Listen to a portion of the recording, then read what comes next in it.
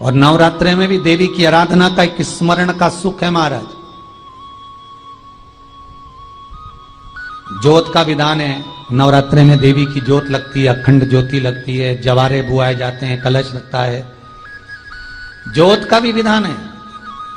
जिसके यहां दिया अखंड जलाया जाता है, अगर वो दिए की लो, दिए की बाती अगर दक्षिण दिशा की होती है तो उसके घर में साल भर में एक घात जरूर होती है।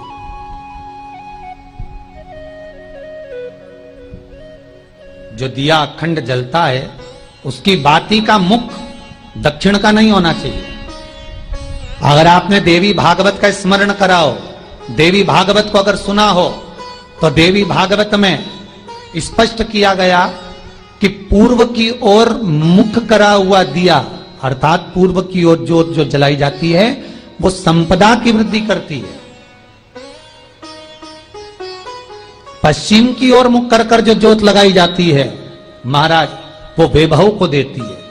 और उत्तर की ओर जो मुख कर कर ज्योत जलाई जाती है, उत्तर की ओर जो ज्योत का मुख रहता है वो आयु की वृद्धि करती है, घर में अकाल मौत को रोकती है।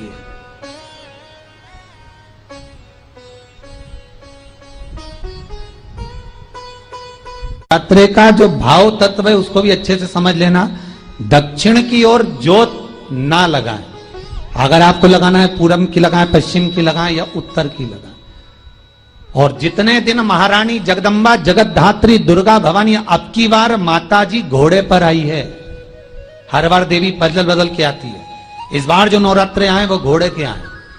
तो घोड़े पर जो देवी जी आती है वो समृद्धि को देने वाली आती है, लक्ष्मी की वृद्धि करने वाली आती है। जैसी घोड़े की रफ्तार होती है उस रफ्तार से लक्ष्मी घर में आती है। साल भर में इतना धन दे देगी कि आपने पीछे के 4 साल में नहीं कमाया होगा, इतनी मेरी मां भंडार भर देगी। ये घोड़े पर आई है, कोई साधारण नहीं हो सकता। देवी भागवत में स्पष्ट किया गया, जब जगदम्बा मगर पर आती है उसका भाव अलग है, और जगदम्बा जब हाथी पर आती है उसका भाव अलग है, और जगदम्बा जब घोड़े पर आती है तो जगत को समृद्धिवान बना देती है, वैभव में कमी नहीं आती। अभी भले दुनिया के लोग अभी रोते हैं कि पैसा नहीं आ रहा, कोरोना महामारी ने सब तोड़ दिया। मेरी मां अगर घोड़े पर आई है तो उसका सुख आपको जरूर मिलेगा। एक जरासी मिट्टी की दुकान भी अगर आप खोल कर बैठेंगे तो चांदी और सोना के बराबर कमाएंगे, इतना धन देगी वो मां। साधारण नहीं है मेरी माता। तात्विक सुख का आनंद देने वाली, लाभ तत्व प्रदान करने। और नवरात्रि में भी अगर आपकी कोई कामना है, आपकी अगर इच्छा है, आपका मन है, तो जगत जननी की आराधना करो। पति और पत्नी में अगर क्लेश है तो जगदम्बा के मंदिर में मक्खन चढ़ाओ, प्रेम बढ़ जाएगा। आपको लगता है कि पति कोई अन्य स्त्री से लगा हुआ है या परिवार टूट रहा है, तलाक तक पहुंच गया है, तो माता के मंदिर में आप ध्वजा लगवाइए, उस ध्वजा पर मक्खन लगाकर लगवाइए, आपको लाभ मिलेगा। महाराज, यदि आपको लगता है कि बच्चे बहुत ज्यादा अपशब्द बोल रहे हैं, मुंह चला रहे हैं और प्रेम नहीं रख रहे, तो माता के मंदिर में लाल पुष्प, लाल चंदन और लाल चूड़ी मां को समर्पित करिए, प्रेम बढ़ेगा। बच्चा कभी आप जी से कम नहीं बोलेगा, प्रेम की भाषा निकलेगी मुझसे। मां जगतजननी की आराधना, जगदम्बा की उपासना। नवरात्रे में 9 दिन में से कोई एक दिन ऐसा ले लो जिस दिन कन्याओं का भोजन कराओ, साथ में उनको लाल चुनरी ओढ़ाओ या कोई लाल वस्त्र, लाल पूजन की सामग्री उनको दो, सुख मिलेगा, आनंद आएगा। कोई कार्य सिद्ध नहीं हो रहा है, कोई कार्य अटक गया है, मिलन नहीं हो रहा है, कोई अदालत तक में बात पहुंच गई है और मालूम पड़े संबंध टूटने वाला है, लग रहा है कि ये ससुराल वाले नहीं रख रहे, या लग रहा है कि ये संबंध हमारा खराब होने वाला है, उस व्यक्ति को ये व्रत 9 दिन के धारण कर लेना चाहिए, जो माता जानकी जी ने वाल्मीकि बाबा से पूछ कर करा था, जो माता सीता जी ने वाल्मीकि बाबा से पूछ कर करा था। तो वाल्मीकि बाबा ने कहा, जानकी, अये सीते, सुनो, एक व्रत है, एक उपवास है, एक व्रत है, एक साधना है। अगर वो तुम कर लोगी 9 दिन तक तो ये पक्का है कि तुम्हारे पति का दर्शन तुम्हें हो जाएगा और तुम्हारे पुत्रों को भी तुम्हारे पति का दर्शन हो जाएगा, उनके पिता का दर्शन हो जाएगा। ठीक है, क्या उपाय? कहा शिव मंदिर में जाइए, पहले दिन 9 फूल कमल के हों, जो मिल जाए, परंतु एक जैसे फूल होना चाहिए। ये नहीं कि आज तुमने गुलाब का चढ़ाया, कल कमल का चढ़ा दिया, परसों गेंदा का चढ़ा दिया, नरसों चमेली का चढ़ा दिया, फिर रात रानी का चढ़ा दिया। ऐसे फूल ना चढ़ाए, एक जैसे फूल 9 दिवस तक।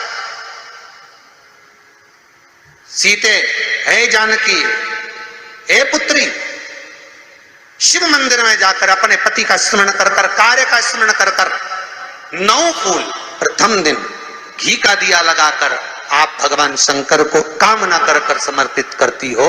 दूसरे दिन वही फूल दुगने हो जाना चाहिए, 18। तीसरे दिन फिर 9 जोड़ लो, 27, फिर 9 जोड़ लो, फिर 9 जोड़ लो, जोड़ते जोड़ते 90 दिन 81। कितने हो गए? ऐसे पुष्प शंकर भगवान को समर्पित करना। 10वां दिन होगा, पुत्री शिव कृपा करेंगे और तुम्हें अपने पति का दर्शन जरूर होगा। कर सकती हो? सीता जी बोली कर तो लूंगी, पर दिक्कत एक है। क्या? इतने में फूल चढ़ाऊं और फूल नहीं मिले तो? इतने में वहीं पर लव खड़ा हुआ था, पुत्र लव खड़ा हुआ था। उसने कहा मां चिंता क्यों करती है, फूल मैं ला कर दूंगा, तू तो बस व्रत धारण कर। यही गुप्त नवरात्रे का व्रत, इसी आषाढ़ी नवरात्रे का व्रत मां जानकी ने करना प्रारंभ करा और पुष्प लाने के लिए लव जाता। पहले 9 फूल तो आश्रम में मिल गए, दूसरे 27 फूल, 18 फूल भी आश्रम में मिल गए। धीरे धीरे धीरे धीरे जब 5 दिन हो गए, पुष्प की संख्या कम पड़ने लगी तो लव को मालूम पड़ा कि मेरी माता को पूजन करने में दिक्कत हो रही है, पुष्प नहीं मिल रहा है। चिंता मत कर मां, अब तो कहीं से भी ला कर दूंगा तो दूंगा। और गया लव, गया।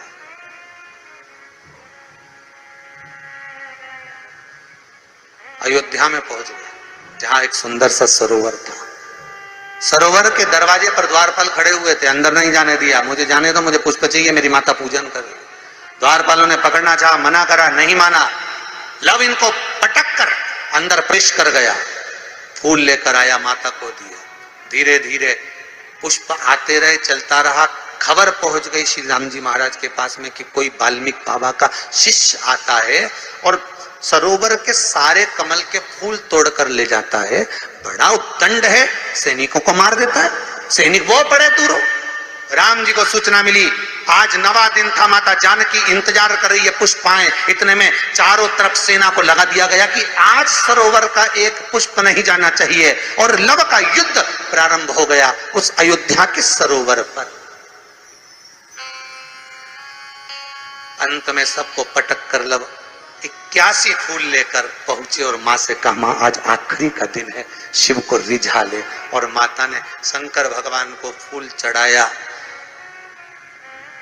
10वें दिन सूचना आ गई वाल्मीकि बाबा के पास में, तुम्हारा कोई शिष्य है लव, बड़ा उद्दंडी है, या तो उसको लेकर आओ, नहीं तो हमारी सेना उसको पकड़ने के लिए आ रही है। और किस माता का पुत्र है उस माता को भी लेकर आना, और किस भाई का भाई है वो उसको भी लेकर आना। और गुरुदेव आपने बालक को क्या सिखाया कि वो इतनी उद्दंडता कर रहा, आप भी आना, नहीं तो हम सेना लेकर पहुंचे। वाल्मीकि बाबा ने लिखकर पहुंचा दिया, चिंता मत करो, हम पूरे ही आएंगे। वाल्मीकि बाबा को तो मालूम था व्रत पूरा हो चुका है तो दर्शन तो होना ही है, भले कैसे भी हो, भले लड़ाई से हो, विवाद से हो, पर खबर तो आ गई ना, समझौता कि कड़ी तो जुड़ गई ना। भगवान वाल्मीकि बाबा समझ गए, सीता जी से कह दिया तेरा व्रत पूर्ण हो गया बेटा, अब तू कल तैयारी कर चलने की। और लव को लेकर पहुंचे, सीता जी को देखा, पुत्रों का स्मरण करा, राम जी के नैनों से जल बह गया। वाल्मीकि बाबा सीता से कहते हैं, इसको कहते हैं साधना, इसको कहते हैं तप, इसको कहते हैं साधना। आप भी कर सकते हो, आनंद रामायण का ये प्रसंग वर्णन करता है कि हम भी क्यों ना कर सकते। 11 तारीख से 19 तारीख तक गुप्त नवरात्र चालू होंगे। गुप्त नवरात्र करो आराधना, कुछ नहीं तो एक फूल तो शंकर को चढ़ाना चालू करो, कम से कम एक पुष्प तो चढ़ाओ। जिसको लगता है कि मेरे परिवार में कोई दूसरा व्यक्ति हस्तक्षेप कर रहा है या मेरा पति किसी पर नारी के साथ में रह रहा है या नारी किसी पर पुरुष के साथ में रह रही है, तो माखन थोड़ा सा प्रतिदिन मां जगत जननी के मंदिर में अवश्य समर्पित करें। 9 दिन तक समर्पित करोगे, कैसा भी दोष होगा, कैसे भी ग्रह होंगे, वो सब हट जाएंगे और जीव आपका होगा। ये वो नवरात्र है जिसमें प्रेम आनंद बढ़ता है, स्नेह बढ़ता है। ये वो नवरात्र,